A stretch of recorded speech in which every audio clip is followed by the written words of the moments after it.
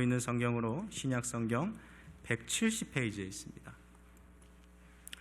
요한복음 13장 21절로 35절까지 말씀, 하나님의 말씀 우리 한 절씩 교독하실 때에 제가 먼저 21절 받들어 읽겠습니다. 예수께서 이 말씀을 하시고 심령이 괴로워 증언하여 이르시되 내가 진실로 진실로 너에게 이르노니 너희 중 하나가 나를 팔리라 하시니, 제자들이 서로 보며 누구에게 대하여 말씀하시는지 의심하더라. 예수의 제자 중 하나 곧 그가 사랑하시는 자가 예수의 품에 의지하여 누웠는지라. 시몬 베드로가 머리짓을 하여 말하되 말씀하신 자가 누구인지 말하라 하니, 그가 예수의 가슴에 그대로 의지하여 말하되 주여 누구시니까? 예수께서 대답하시되 내가 떡 한 조각을 적셔다 주는 자가 그니라 하시고 곧 한 조각을 적셔서 가롯 시몬의 아들 유다에게 주시니, 조각을 받은 후 곧 사탄이 그 속에 들어간지라. 이에 예수께서 유다에게 이르시되 내가 하는 일을 속히 하라 하시니, 이 말씀을 무슨 뜻으로 하셨는지 그 앉은 자 중에 아는 자가 없고, 어떤 이들은 유다가 돈괴를 맡았으므로 명절에 우리가 쓸 물건을 사라 하시는지 혹은 가난한 자들에게 무엇을 주라 하시는 줄로 생각하더라. 유다가 그 조각을 받고 곧 나가니 밤이러라. 그가 나간 후에 예수께서 이르시되 지금 인자가 영광을 받았고 하나님도 인자로 말미암아 영광을 받으셨도다. 만일 하나님이 그로 말미암아 영광을 받으셨으면 하나님도 자기로 말미암아 그에게 영광을 주시리니 곧 주시리라. 작은 자들아, 내가 아직 잠시 너희와 함께 있겠노라. 너희가 나를 찾을 것이나 일찍이 내가 유대인들에게 너희는 내가 가는 곳에 올 수 없다고 말한 것과 같이 지금 너희에게도 이르노라. 새 계명을 너희에게 주노니 서로 사랑하라. 내가 너희를 사랑한 것 같이 너희도 서로 사랑하라. 35절 말씀 같이 읽겠습니다. 너희가 너희가 서로 사랑하면 이로써 모든 사람이 너희가 내 제자인 줄 알리라. 아멘. 반갑습니다. 3월달 돼서 이제 저희가 함께 같이 또 더 많은 분들이 이렇게 예배에 참여하게 되셔서 그동안 보고 싶었던 얼굴들, 그리운 얼굴들도 함께 볼 수 있는 것 같아서 너무 좋은데요. 우리 전후좌우 계신 분들 보시면서 한번 같이 인사하실 때요, 우리 정말 반가운 마음 담아서 한번 인사했으면 좋겠습니다. 반갑습니다, 집사님. 잘 오셨습니다. 목소리가 좀 작은 것 같습니다. 우리 반가운 마음을 담아서 인사하실 때요, 앞에다가 정말 반갑습니다 하고 한번 같이 인사하십시다. 한 번 더 같이 인사합시다. 정말 반갑습니다. 잘 오셨습니다. 네, 반갑습니다. 네. 늘 이렇게 함께 만나면 서로 안에 기쁨이 머무는 복된 교회 되기를 주님의 이름으로 축복합니다. 최근 미국의 이 프로 골프, 우리가 흔히 말하는 그 PGA에서 가장 뜨거운 이슈가 되고 있는 게 슈퍼 골프 리그입니다. 아마 골프 좋아하시는 분들은 이에 대한 사항들을 다 아실 텐데요. 저 사우디아라비아에서 이 PGA와 경쟁하기 위해서 하나의 새로운 리그를 지금 만들고 있는 거죠. 근데 이 리그에 참여하면 그 참여하는 선수들에게 엄청난 개런티가 주어집니다. 수천만 불에 의해서 혹은 어떤 사람은 수억 달러까지도 그 개런티를 제한받고 있는 거죠. 그래서 이미 이 PGA에서 유명한 프로 선수들이 이미 대거 이 슈퍼 골프 리그로 이동하고 있는 현상이 벌어졌어요. 근데 문제는 뭐냐면 두 리그를 한꺼번에 참석할 수가 없는 거예요, 일정상. 그래서 슈퍼 골프 리그를 참여하면 자연스럽게 PGA 골프를 투어를 할 수가 없게 되는 거죠. 이게 어떤 문제가 되냐면, 지금 그래도 미국이 골프에 대한 자부심이 아주 큰 나라잖아요. 근데 이게 결국에 사우디아라비아로 이제 이동하게 되다 보니까 이 PGA에서 지금 난리가 난 거죠. 그러나 수많은 사람들이 지금 PGA보다도 더 많은 그 돈이 몰리고 있는 시장에 이미 수많은 골퍼들이 이동을 할까 말까 이렇게 고민 중에 있고, 아마 더 많은 사람들이 이동할 것이라고 그렇게 예상하고 있습니다. 그래서 PGA에서 칼을 빼들었어요. 앞으로 SGL 슈퍼 골프 리그에 참여하는 사람들은 이 PGA 골프 리그에 평생 출전 금지를 할 거다라고 이렇게 경고를 하고 있는 거죠. 요즘 그래서 미국 스포츠계에서 화두가 되고 있는 가장 그 뜨거운 단어 하나가 있다면 바로 loyalty라는 단어입니다.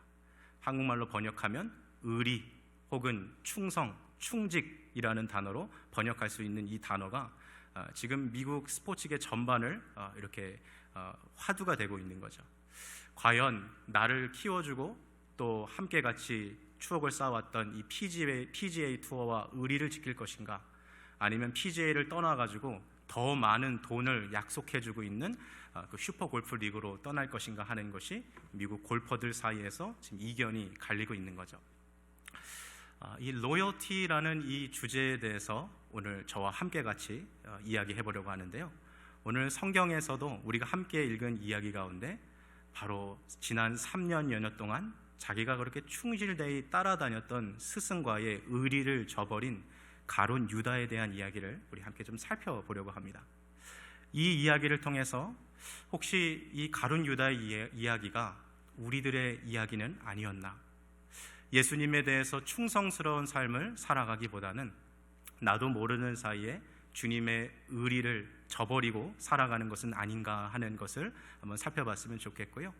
가룟 유다와 정반대에서 가장 충성스러운 삶을 살아가신 예수 그리스도의 모습을 통하여서 우리는 이 세상에서 주님과 어떠한 관계를 맺고 또 어떠한 모습으로 살아가야 할 것인가에 대해서 오늘 함께 이야기해보는 시간을 가지려고 합니다.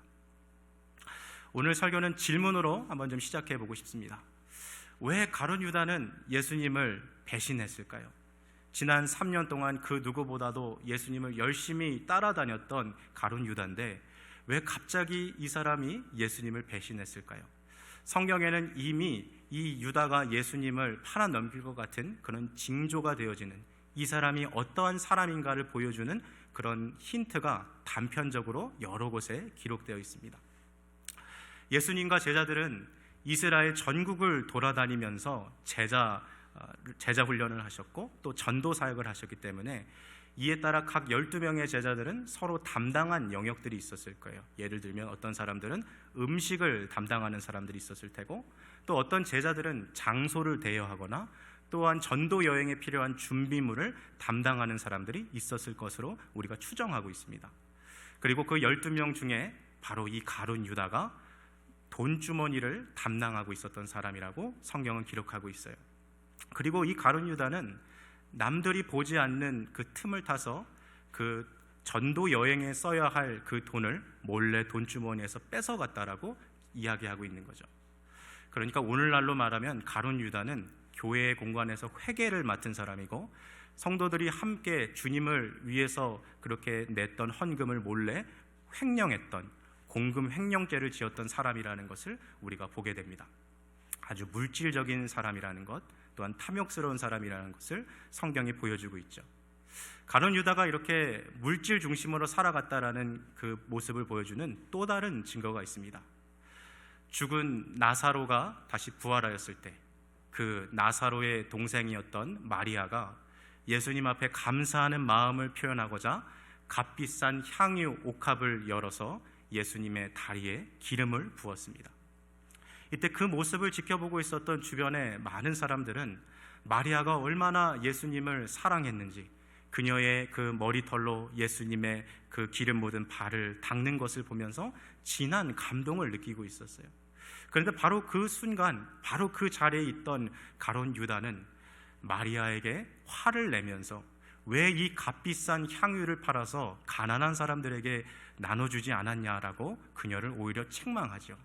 그리고 성경은 실로 가룟 유다가 그렇게 책망하고 화를 낸 이유는 그가 가난한 사람들을 생각했기 때문이 아니라 그가 그 돈이 아까웠기 때문에 그렇게 반응했다라고 이야기하고 있습니다. 우리 화면에 성경 말씀을 보여주시고요. 요한복음 12장, 우리 오늘 바로 앞에 장입니다. 4절부터 6절까지 읽을 텐데요. 우리말 성경 번역본으로 함께 같이 읽겠습니다. 시작. 그때 제자들 중 하나이며 나중에 예수를 배반할 가룟 유다가 말했습니다. 왜 이 향유를 300데나리온에 팔아 가난한 사람들에게 주지 않고 낭비하는가? 그가 이렇게 말한 것은 가난한 사람들을 생각해서가 아니었습니다. 그는 돈주머니를 맡고 있으면서 거기에 있는 돈을 훔쳐가곤 했기 때문입니다.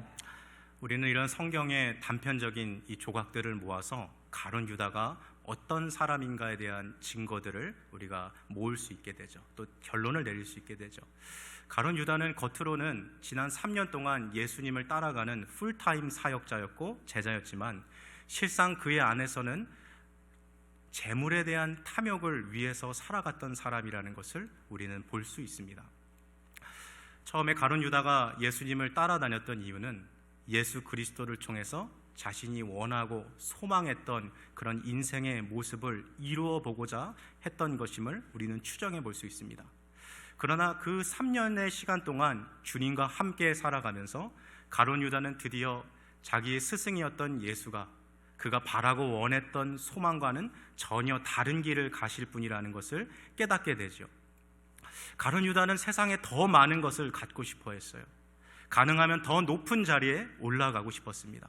그러나 주님은 가진 것을 나눠주라고 말씀하셨고 더 낮은 곳에 가서 섬기는 사람이 하나님 나라에서 으뜸인 사람이라고 얘기하십니다. 이러한 가르침 속에서 가룟 유다는 자기의 스승인 예수가 자신의 꿈꿨던 자신의 소원을 이루어줄 메시아가 아니란 사실을 깨닫자마자 예수 그리스도를 배신할 마음을 품게 되었던 거죠. 심지어 마지막 순간에 그가 예수를 팔아넘기는 그 순간까지도 그가 예수를 재물과 바꿨다라는 증거를 보여주는 성경의 모습들이 많이 기록되어 있습니다. 화면에 마태복음 26장 말씀 보여주시고요. 14절 15절 이번에 쉬운 성경 번역으로 같이 읽겠습니다. 시작. 그때에 12제자 가운데 한 명인 가룟 출신의 유다가 대제사장들에게 갔습니다. 가룟 유다가 말했습니다. 내가 예수를 당신들에게 넘기면 나에게 얼마를 주겠소? 제사장들은 유다에게 은 30개를 주었습니다. 지난 3년 동안 동고동락하면서 함께 먹고 함께 웃고 울고 함께 살았던 자기의 스승을 가룟 유다는 은 30개를 주고 팔았습니다. 왜 은 30개였을까요? 이 당시에 성인 남성 노예의 값이 은 30개입니다. 그러니 이 가룟 유다는 제사장들에게 자기의 스승을 노예 취급하며 노예의 값을 받고 팔았다는 것을 보게 되죠. 화면 잠깐 다시 보여주시겠어요? 15절 말씀 보여주세요. 여기 가룟 유다의 이 대목을 한번 주목해 보십시오. 내가 예수를 당신들에게 넘기면 나에게 얼마를 주겠소? 마지막 순간까지도 재물에 대한 탐심과 탐욕을 포기하지 못해서 자기의 스승이 내 소원을 이루어주지 않을 것이라는 것을 깨달으니까 이 예수를 이용해서라도 자기의 그 재물의 욕심을 채우고자 했던 이 가룟 유다의 비참한 죄악성을 우리는 볼 수 있게 되는 것이죠. 가룟 유다가 예수님을 팔아넘긴 이 은 30개가 오늘날로 말하면 얼마나 될까요? 이걸 계산해 보니까요, 오늘 성인 남자 노동자가 하루에 일해서 한 100불을 번다고 한번 생각해 봅시다. 하루에 노동치가 100불이라면 은 30개는 오늘날로 따지면 12,000불에서 15,000불 정도 됩니다. 가룟 유다가 그 돈 받고 예수님을 팔아 넘긴 거예요. 그러니까 이 사람이 예수님을 섬기는 삶보다는 자신의 탐욕을 채우는 길을 선택했다라는 것은 성경의 곳곳에서 우리가 찾을 수 있는 증거죠. 사랑하는 성도 여러분, 말씀을 잠깐 여기 내려놓고 우리의 마음을 좀 돌아봅시다. 우리는 가룟 유다의 이야기를 들을 때마다 혀를 차고 고개를 가로젓습니다. 세상에 이렇게 나쁜 사람이 있는가? 세상에 이렇게 사악하고 간사한 사람이 있는가라고 가룟 유다의 모습을 보습니다. 그러나 실상 우리들의 마음 가운데서도 예수님을 따르는 삶보다도 세상의 물질과 탐욕의 길을 선택한 적은 혹시 없습니까? 죄악이 주는 순간적인 쾌락을 얻기 위해서 예수님이 우리에게 명령하신 삶을 포기한 적은 없습니까? 그렇다면 우리들도 예수님을 배반한 것입니다. 하나님 중심으로 살아가지 아니하고 나 중심적으로 살아가려고 하는 그 삶의 모습이 결국에는 우리들로 하여금 가룟 유다처럼 예수님을 배신하도록 이끌고 있는 것이죠. 하나님께서 우리에게 요구하시는 삶의 모습은 그래서 일관된 충성스러운 모습을 우리에게 요구하십니다. Consistent loyalty. 오늘 이게 설교의 핵심 단어예요. Consistent loyalty. 일관된 충성스러운 삶을 주님은 우리에게 요구하고 계세요. 신앙을 오랫도록 하신 분들 중에 또 우리 주변에서 한때 정말 누구보다도 앞장서서 열심히 교회 생활하셨던 분들 중에 어느 순간 믿음을 끊어버리고 더 이상 교회 생활하지 않는 분들을 아마 주변에서 더러 보신 적이 있을 겁니다. 그리고 우리는 그분들을 향하여서 시험에 들었다라고 그렇게 표현합니다. 여러 가지 이유가 있겠고 여러 가지 원인들이 있겠습니다만 그 마음을 살펴보면 하나님에 대한 원망과 불평이 있는 경우들을 종종 보게 돼요. 내가 그렇게 열심히 기도했는데 하나님께서 나의 기도를 들어주지 않으시더라. 내가 그렇게 육체의 질병이 낫기 위해서 간절히 기도했는데 아무런 변화가 일어나지 않더라. 정말 내 삶의 여러 가지 모습을 통하여 하나님 앞에 헌신하고 교회 성도들을 섬겼지만 내 삶에 있어서 커다란 변화가 일어나지 아니하더라. 이렇게 신앙 무용론에 빠져서 하나님을 향한 마음의 원망과 불평을 가지고서 교회를 떠난 사람들도 얼마나 많이 있습니까? 만일 우리가 신앙생활 하면서 하나님이 나를 이끄시는 나의 삶이 내가 바라고 내가 기도하고 소원하는 방향이 아니라 할지라도 끝까지 주님을 따라가겠는가? 이것이 바로 하나님이 우리에게 묻고 계시는 consistent loyalty, 일관된 충성스러운 삶의 모습을 주님은 우리에게 명령하고 계신 것이죠. 우리 스스로에게 한번 물어봅시다. 지금 내가 있는 이곳, 지금 내가 처해 있는 지금 이 상황, 지금 내 가정의 형편과 또 내 모든 환경이 비록 내가 원하고 내가 바라고 꿈꿔왔던 모습이 아니다 할지라도 지금 이 시간, 지금 이곳, 지금 내가 걸어가는 이 인생길이 나에게 가장 좋은 길이고 하나님이 나에게 주신 가장 선한 길임을 여러분 믿음으로 고백하며 살아가고 계십니까?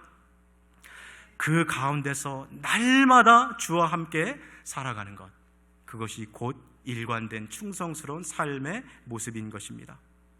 비록 나의 삶이 내가 원하는 방향이 아니라 할지라도 지금 내가 있는 상황과 환경이 다 내가 꿈꿔왔던 모습이 아니라 할지라도 하나님의 실수가 없으신 완전하신 계획이 나의 삶을 이끌어가고 계시다는 이 고백을 가지고 어떠한 상황과 형편에도 흔들리지 않고 끝까지 일관되게 주님 앞에 충성스럽게 살아갈 수 있는 저와 여러분들 되시기를 주님의 이름으로 축복합니다. 오늘 본문에는 두 가지의 모델이 나와 있습니다. 우리가 방금까지 살펴봤던 것처럼 첫 번째 모델, 자기의 삶의 주인이 되어서 자신의 탐욕을 위해서 살아갔던, 물질과 재물을 위해서라면 수단과 방법을 가리지 않고 심지어 자기의 스승을 팔아버렸던 이 탐욕의 마지막에 추한 모습을 보여줬던 가룟 유다의 모습이 있는가 하면 이와 반대로 하나님의 영광을 위하여서 자신의 전부를 내어주신 예수 그리스도의 모습이 오늘 본문 가운데 담겨 있습니다. 가룟 유다와 다르게 예수님의 살아가는 삶의 동기는 바로 하나님을 섬기는 것이었어요. 그 하나님을 섬기는 것을 위해서 주님은 십자가를 짊어지셨던 것이죠. 오늘 본문 화면에 요한복음 13장 31절 32절 보여주시고요. 우리 두 구절 같이 읽겠습니다. 시작. 그가 나간 후에 예수께서 이르시되 지금 인자가 영광을 받았고 하나님도 인자로 말미암아 영광을 받으셨도다. 만일 하나님이 그로 말미암아 영광을 받으셨으면 하나님도 자기로 말미암아 그에게 영광을 주시리니 곧 주시리라. 아멘. 32절 보세요. 예수님이 뭐라고 말씀하세요? 하나님께 영광이 되는 것이 곧 나의 영광이라고 주님은 말씀하고 계십니다. 비록 자신의 삶을 십자가에 내려놓아 그 세계의 못에 박혀서 그 로마 병사가 옆구리에 창을 찔러 피가 나는 그런 상황까지 이르러야 한다 할지라도 그것이 주님께 영광이 되는 삶이라면 주님은 그 길을 걸어가시겠다라고 말씀하고 계신 것이죠. 하나님께서 우리에게 요구하시는 일관된 충성스러운 삶을 한마디로 그래서 말하면 그리 아니하실지라도의 삶입니다. 하나님께서 내 삶을 내가 계획하고 소원한 방향으로 인도해 주지 않으신다 할지라도 그 길에 고난이 있고 어려움이 아픔이 있다 할지라도 그것이 하나님의 길이라면 끝까지 걸어가겠다라는 그러한 다짐, 그리고 그러한 삶이 하나님의 영광이기에 그것이 또한 내 자신의 영광임을 믿고 살아가는 것이죠. 여러분, 이 세상에 수억 명의 수십억의 사람들이 다양한 인생을 살아가고 있지만 사실 이 세상을 살아가는 사람들은 딱 두 가지 부류로 나눠볼 수 있습니다. 첫 번째는 가룟 유다와 같이 내 자신이 내 인생의 주인이 되어서 나의 탐욕을 위해서 살아가는 사람들이 있는가 하면, 예수 그리스도를 나의 주인으로 모시는, 우리가 회심이라고 그러죠. 이 회심을 경험하여서 이제 이 주인 되시는 예수 그리스도를 위해 살아가는 사람들이 있습니다. 자, 그렇다면 그래도 여기에 앉아서 함께 예배를 드리고 있는 우리들은 그리스도의 이름으로 함께 모여서 살아간다면 과연 하나님의 영광을 위해 살아가는 모습은 구체적으로 어떻게 나타나는 것일까요? 오늘 본문은 그것에 대해서 주님이 아주 구체적으로 명령해 주셨어요. 오늘 본문 마지막 두 구절인 34절, 35절 우리 큰 목소리를 같이 읽겠습니다. 시작.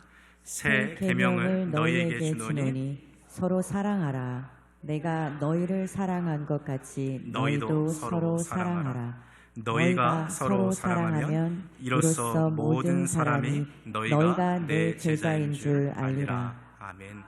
새 계명을 너희에게 주노니 서로 사랑하라. 내가 너희를 사랑한 것 같이 너희도 서로 사랑하라. 너희가 서로 사랑하면 이로써 모든 사람이 너희가 내 제자인 줄 알리라. 아멘. 주님이 보여주신 길이에요. 하나님을 영화롭게 하는 길이 바로 서로를 사랑하는 길이라는 것을 주님은 가르쳐 주셨습니다. 저를 한번 따라 주시겠습니까? 우리가 다른 사람을 사랑할 때 하나님께 영광을 돌립니다. 한 번만 다시 해볼까요? 우리가 다른 사람을 사랑할 때 하나님께 영광을 돌립니다. 우리가 뭐 할 때 하나님께 영광을 돌린다고요? 다른 사람을 사랑할 때, 구체적으로 사람들을 사랑할 때 우리는 하나님을 사랑하게 돼요. 말씀 한 절만 앞으로 가주시겠어요? 화면. 자, 이 말씀 한번 주목해 보십시오. 새 계명을 너희에게 주노니 서로 사랑하라. 주님이 말씀하셨어요. 여러분, 요한복음이 총 21장으로 기록되어 있는데요, new라는 단어, 새롭다라는 단어가 요한복음에 딱 한 번 쓰여 있습니다. 그게 바로 요 13장 34절인데요 새 계명을 주신다고 주님이 얘기하셨어요. 그리고 그 계명이 뭔지 봤더니 서로 사랑하라였어요. 근데 놀라운 사실은 이 서로 사랑하라는 계명은 신약 성경의 복음서에 처음 등장한 것이 아니라 이미 모세 시대의 율법 시대에서도 주님께서 주셨던 명령이에요. 한번 그런가 볼까요? 레위기서를 한번 가볼까요? 같이 읽겠습니다. 시작. 원수를 갚지 말며 동포를 원망하지 말며 내 이웃 사랑하기를 내 자신과 같이 사랑하라. 나는 여호와이니라. 아멘. 이미 예수님 오시기 전 수천 년 전에 모세를 통해서 하나님은 내 이웃을 사랑하기를 내 자신과 같이 사랑하라, 서로 사랑하라는 명령을 주셨어요. 자, 화면 두 번만 앞으로 넘어가 주세요. 34절 말씀 다시 보세요. 그러면 예수님께서 이 말씀을 하실 때에 새 계명이 아니라 old commandment, 내가 너희에게 옛 계명을 주노니 라고 말씀하시는 게 맞잖아요. 그런데 오늘 34절을 보면 놀랍게도 주님께서 I give you a new commandment, 새로운 계명을 너희에게 주신다라고 주님이 말씀하셨어요. 그럼 도대체 이 계명에서 무엇이 새로운 것일까요? 서로 사랑하라 까지가 옛날 계명이고 이제 그 다음에 나오는 것이 새로운 계명인 거죠. 어떻게 사랑하라고요? 내가 너희를 사랑한 것 같이 너희도 서로 사랑하라. 예수님은 이 새 계명을 통해서 사랑의 동기를 바꾸어 주셨어요. 사랑의 깊이를 새롭게 제정해 주신 거예요. 그럼 예수님은 우리를 어떻게 사랑하셨습니까? 주님은 우리를 조건 없이 사랑해 주셨어요. 여러분, 우리 가운데 주님의 사랑을 받을 만한 그러한 충분한 공로와 자격을 갖고 있는 사람이 누가 있단 말입니까? 복음서를 보면 정말 자격 없어 보이는 사람들을 주님은 찾아가서 그들을 사랑해 주셨어요. 남편을 4번이나 바꿔서 이혼하고 5번째 남자와 동거하고 있었던 사마리아에서 만났던 그 여인을 여러분 생각하십니까? 세리장이라는 자기의 직업을 이용해서 동포들의 돈을 뜯어서 부자가 되었던 삭개오를 기억하십니까? 자기의 스승을 따르겠다라고 호언장담했지만 닭이 울기 전에 3번 나는 예수를 모른다 부인했던 그 베드로를 사랑하신 예수님을 여러분 기억하고 있습니까? 우리가 볼 때 아무런 자격도 없고 충분한 공로도 갖추고 있지 않았던 그 사람들에게 주님은 한 번밖에 없는 인생을 그들을 위해 시간을 나눠주셨고 자신의 에너지와 자신의 삶을 나누어 주셨습니다. 주님의 사랑은 조건이 없는 사랑이었어요. 또한 주님의 사랑은 구체적인 희생이 나타나는 사랑이었습니다. 관념적인 사랑으로서 머릿속에서 나는 그 사람을 사랑하고 있지라는 사랑이 아니라 누구든지 다 볼 수 있도록 주님은 십자가에서 2 팔을 벌리시고 그 모든 물과 피를 쏟으시면서 내가 너희를 이만큼 사랑한다라고 주님은 우리에게 보여주셨습니다. 예수 그리스도의 사랑의 특징이 무엇입니까? 조건이 없는 사랑이며 그의 사랑은 눈으로 나타난 구체적인 희생의 섬김의 사랑이라는 것을 우리는 알 수 있습니다. 자, 요한복음 13장 34절 말씀 다시 봅시다.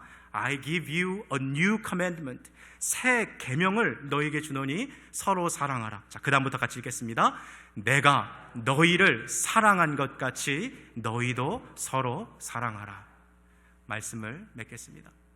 사랑하는 성도 여러분, 오늘 이 말씀을 기억하십시오. 예수 그리스도께서 우리에게 주신 새로운 계명이 이 안에 있습니다. 저 사람은 사랑받을 만한 자격이 없어.